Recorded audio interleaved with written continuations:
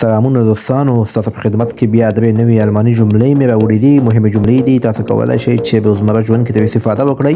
کله چې موږ له چا څخه پوښتنه کوو سبا کومه ورځ ده، یعنې د څه شي ورځ ده، په الماني ژبه باندې داسې وایو welcher Tag ist morgen.